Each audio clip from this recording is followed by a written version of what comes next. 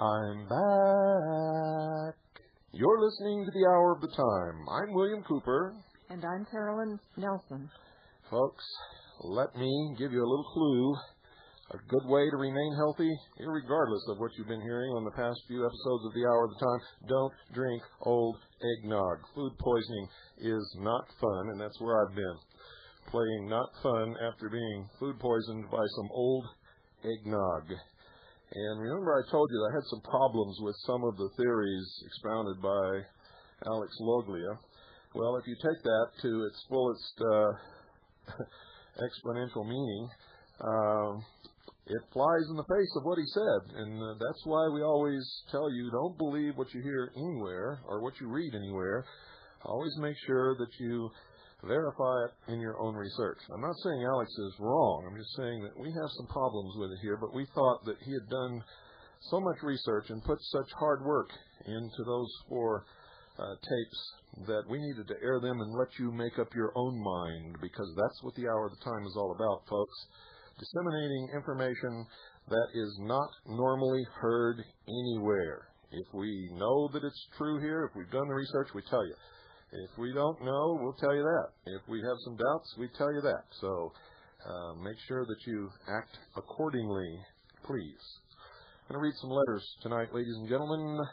Dear Bill, I've been listening to the Hour of the Time on WWCR for several months now and have learned much. You have confirmed many of my own suspicions, and I am repeatedly amazed, both that so many are asleep and that so many are awakening. Keep up your good work. Please send me a Kaji info pack and merchandise list. If my SASE is the wrong size, I apologize. Thank you, and strengthen your faith in God and Christ, Bill. He is our Savior, and now is the time. God bless you and your family and Sugar Bear, and you too, Carolyn. And this is from Rex in Pennsylvania. And Rex showed that he has been listening to this program for quite some time. He uses a little sarcasm there with his part of his sentence, now is the time. Those of you who've been listening to the Mystery Series and been keeping track of this broadcast for quite a while, then you know what that means. And here's the next one. We do occasionally get these real bad letters, folks, and we, in the interest of fairness, don't hold anything back. W. Cooper, a legend, if only in his own mind. I recently heard another talk show host speaking on the JFK story. I got a real big laugh out of one comment which stated that Willie, or Billy Cooper, is still going around spreading his ridiculous analogy that the driver shot JFK. This is among the most ridiculous things I have ever heard. It sure as hell tells me a whole lot about Will Cooper. You are totally out of it, man. What the heck are you smoking? By spreading this type of newspeak, crapola, you clearly identify yourself as a person to be incredibly cautious of. You are either 1, the meatball of a meathead's just plain dumb, or 2, you are one of the Luciferians in sheep's clothing. My guess is both of the above to a large degree. This is the same self-righteous Mr. Cooper who badmouths real Americans with zero, and I can't say that word, folks, proof. People like you who twist and turn the bloody truth into their own demented delusions are people who are most responsible for the state of this screwed-up world. No doubt you will enjoy worshiping Satan in the near future. But face reality, Willie, the side of good will come out ahead and send you off into your black hole when the final judgment comes. Be prepared to be exposed for what you really are. You are disgusting, mystic man. Electric gun all, and I can't say that word again, right, dumb, dumb, dumb. There's a scribble down here which we cannot read, and there's no return address on the envelope. And folks, what you just heard is something from a complete total airhead who didn't examine anything that I've said or any of the proof that I have to offer, nor has he heard what we have said about these so-called real Americans. Obviously, this is not one of the sheeple folks. This is one of the stupid creeps out there. We don't mind criticism if you got something to say and some proof or something, but attacking people's character, attacking them personally, is not the way to do it. If you want to argue with me or debate me on the facts, you're welcome to call in when we have open phones, and as long as you're polite and you're smart and you got your facts, you can talk as long as you want to, and if I'm wrong, I'll admit it. But attacking my person, my credibility, or my family, or any of those things is what socialists and stupid airheads do. If you want to attack the facts, do it. And the reason that you don't is because you can't. Dear Mr. Cooper, I listened to Tom Valentine's rerun of the program he recently did with Fletcher Prouty, and I am astounded that Colonel Prouty thinks us so naive that we do not know the CIA was responsible for the 1963 coup d'etat in Saigon. In late October 1963, I was living in Kanagawa Prefecture, Japan, a student at Sophia University in Tokyo. As was my custom, I listened every day to the Voice of America. On or about 1 November 1963, the slow English program was giving the news. Here is what I heard. Quote, the United States government, State Department sources said, would not look with disfavor on a change of government in Saigon in the near future, unquote. On the 3rd of November 1963, Dong Van Min moved against President No Den Diem and his brother No Den Nu. That State Department source was Roger Hilsman, Under Secretary of State for Far Eastern Affairs. Prouty knows this, but he chooses to say that big men acted on his own initiative. I agree with you that Freemasons on the highest government level conspired to kill both Kennedys, John and Bob Kennedy, were Irish Roman Catholics. No Den Diem was also a Catholic. If the Mafia had anything to do with the assassinations, it must be thought that the Black Hand is as old as Garibaldi and Mazzini, both Freemasons. Sam Giancana was probably snuffed because of what he knew about the Kennedy murder and the subsequent silencing of Lee Harvey Oswald by Jack Rubenstein. By the way, I was stationed at NAS at Sugi with the 1st Marine Air Wing in 1959 to 60. While in the H&MS 11 barrack in late August of 1959, there was a fellow who sat on his rack every day and preached to Marx and Lenin, the benefits of Cuban communism under Castro. Each afternoon, this fellow went over to Navy side on the bus and into the building that housed the ONI, Office of Naval Intelligence. I never got his name, but I think I know now who he was. I was then Corporal E4, Donald B. Clerkin, U.S. Marine Corps, somebody who supposedly knew Oswald at Otsugi when questioned on the recent CBS program, quote, who was Lee Harvey Oswald, unquote, said that he pulled at Liberty in Iwakuni, 600 miles south of Kanto. The two towns Marines at Atsugi pulled Liberty in were Yamato and Sagami Atsuka, the latter more a Navy town. And this is from our friends at Euro-American Alliance, folks. Apparently they decided to get on the team and stop causing dissension here.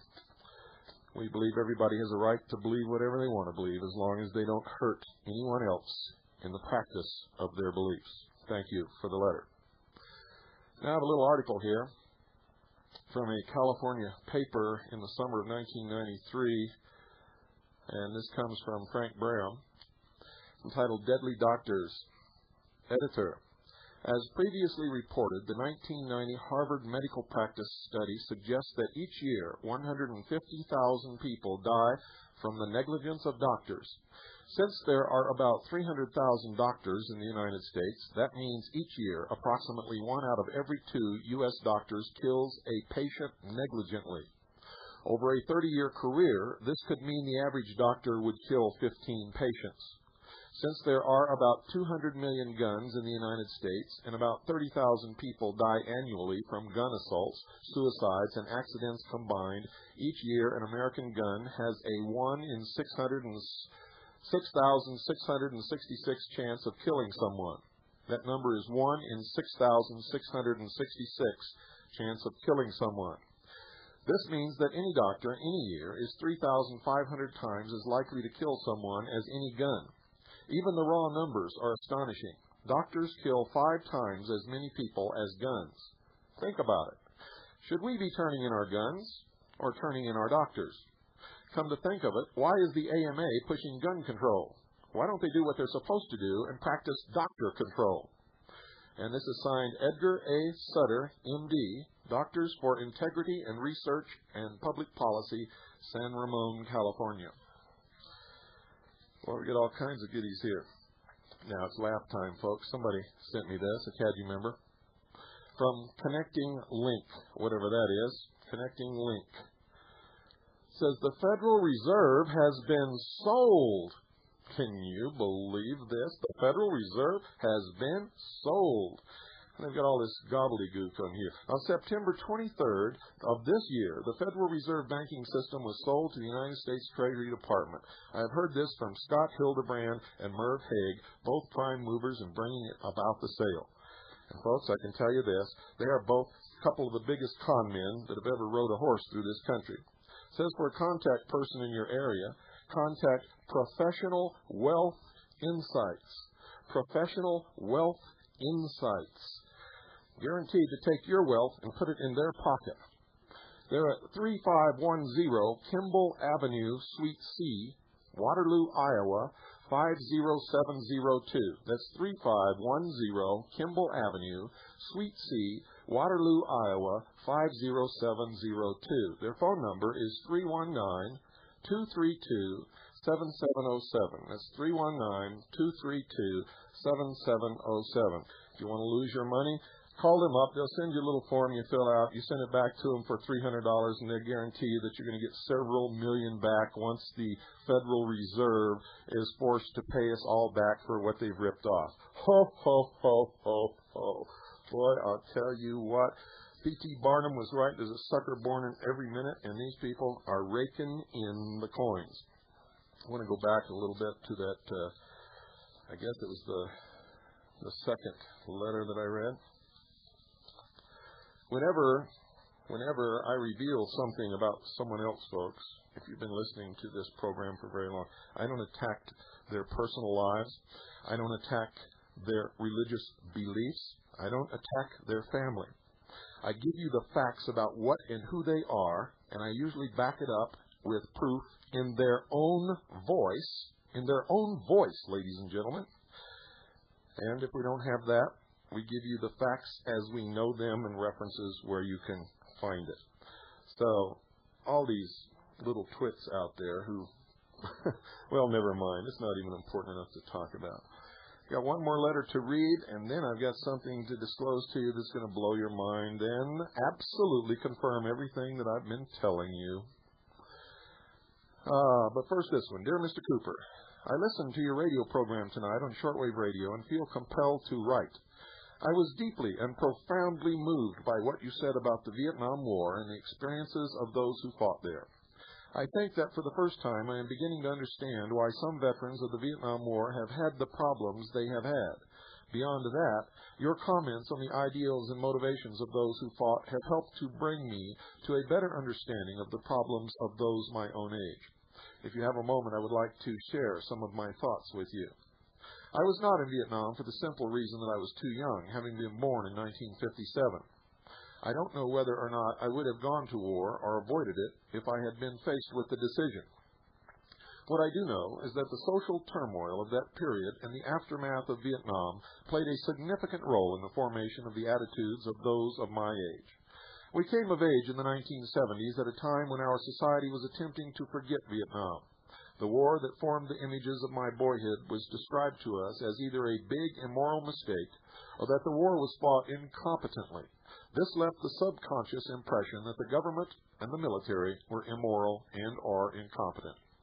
On top of the end of the Vietnam War, we saw a president and vice president forced to resign.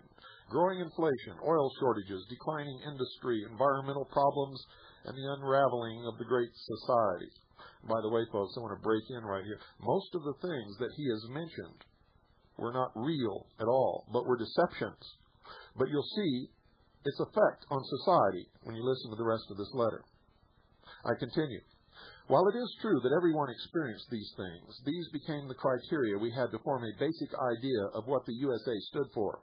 In response, we became disillusioned, turned inward, and became the me generation. To many of us, it seemed that the American dream was a sham. We had been taught that the USA stood for freedom, justice, and prosperity. But to us, it seemed the only thing the USA really stood for was the right to do as we pleased and to make as much money as we could. In one sense, we were lucky. We did not have to die in war, but we also never had to fight for freedom and prosperity. The war was gone, but the anti-war protests and the civil rights movement were also gone. What was there to fight for? Women's rights? The environment? Nuclear power? What difference did it really make after you discovered that the government was incompetent? In your speech, you talked about each generation having its own war to fight.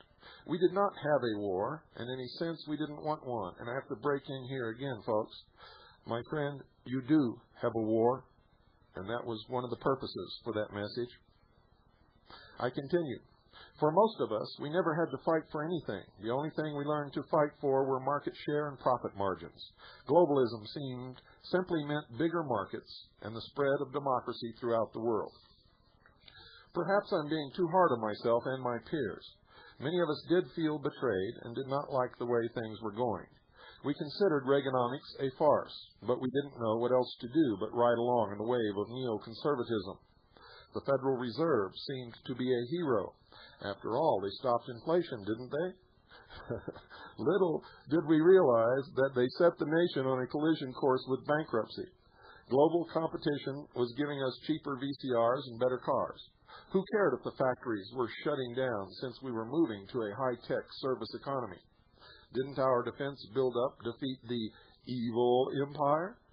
Even if the Soviet government was rotting from within, it appeared that the New World Order would bring peace and prosperity to all. I, however, am a true child of the 70s, in that I have remained disillusioned. In the past few years, I have read much and thought much, and have come to the conclusion that something is seriously wrong in America. Whether on purpose or through human fallibility, the elite that run things are slowly eroding our rights and destroying our economy. I find myself angry and frustrated, but without a clear enemy to attack. Is there really a global conspiracy? A good friend of mine claims the establishment is so inept that they could never pull it off. But after listening to your program for several months and reading your book, I think you may be closer to the truth than any of us wants to believe. The true enemy is hidden and elusive. Perhaps the Apostle Paul said it best in Ephesians chapter 6, verse 12. Quote, "For we wrestle not against flesh and blood, but against principalities, against powers, against the rulers of the darkness of this world, against spiritual wickedness in high places." Unquote. Once again, let me tell you that I was deeply moved by your program. As my friend mentioned above once said, I wish sometimes I could just go up to a vet and say thank you. So I will say it now to you all and those who fought. Thank you and welcome home. Finally, please send me your tape list and information on Kaji. I would especially like to know how to get a copy of the tape of the program I heard tonight, Friday, November 26th. It is time for me and my generation to join this fight as well. I have been reading your book, Behold a Pale Horse, and have learned a great deal from it. You might be interested to know that I found it in a bookstore in Plano, Texas, the book stop on Plano Parkway.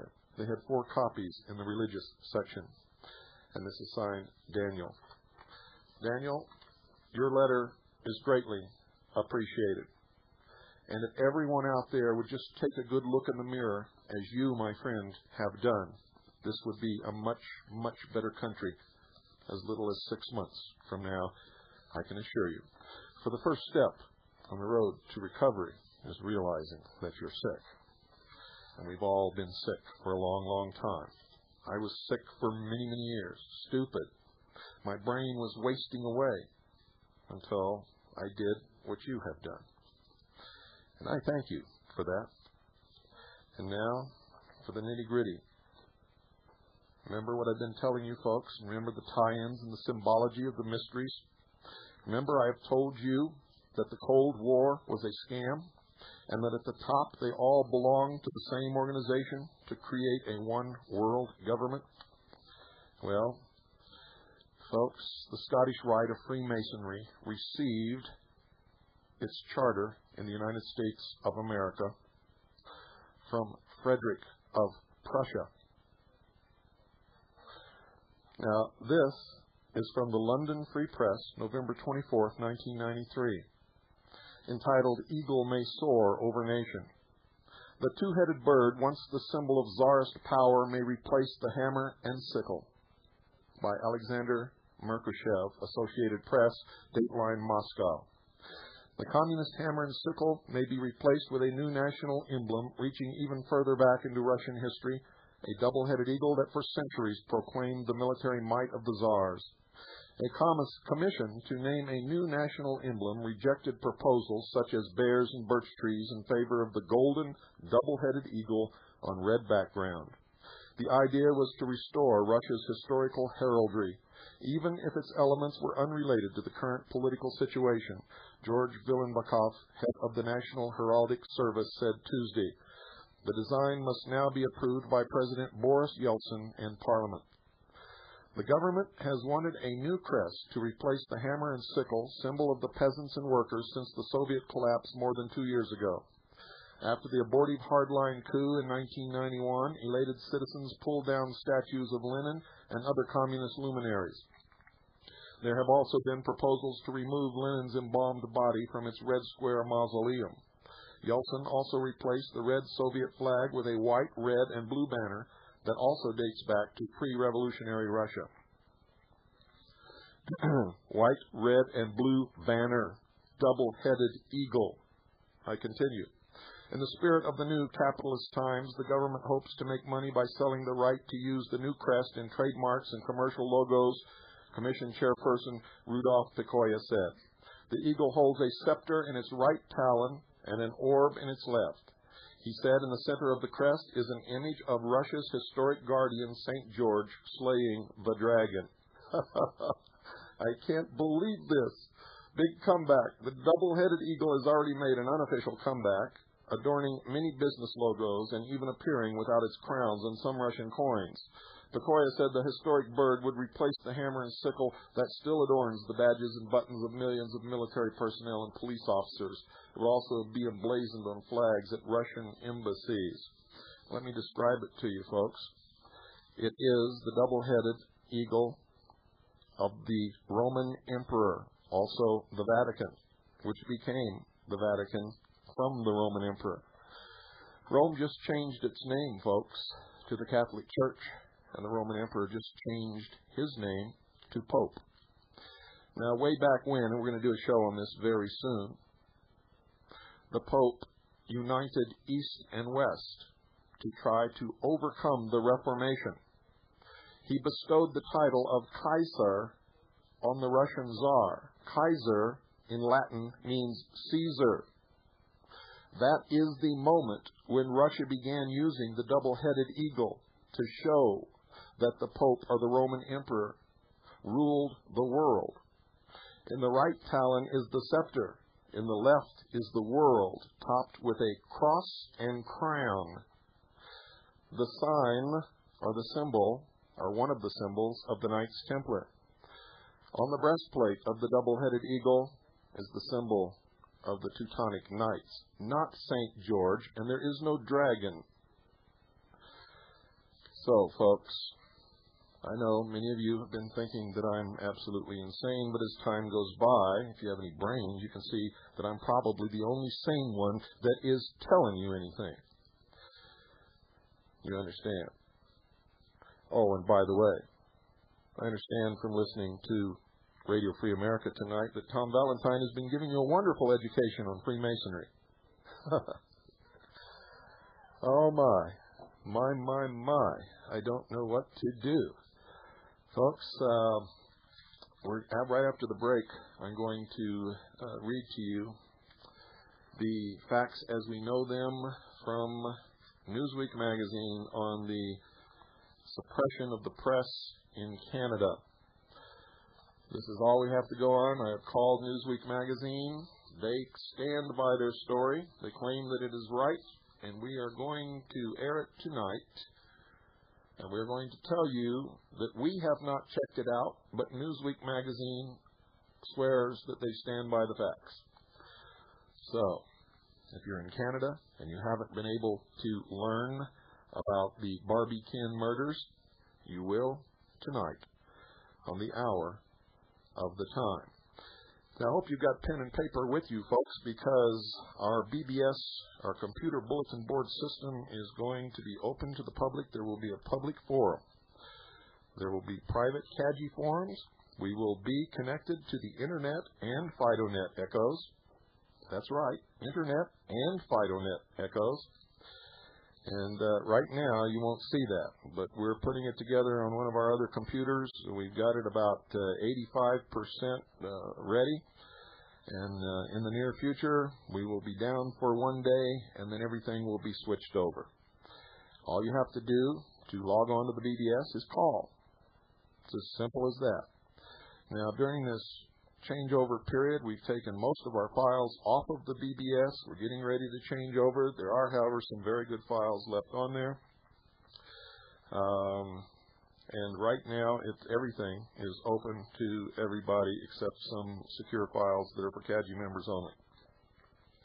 So if you'd like to call our computer BBS, set your protocols at 8-1 and none. 8-1 and none. And if you don't know what that means, it means you don't have a computer and you don't need to know what it means. Set them at 8-1 and none. Call this number, area code 602-333-4578. That's 602-333-4578. Once again, 602-333-4578.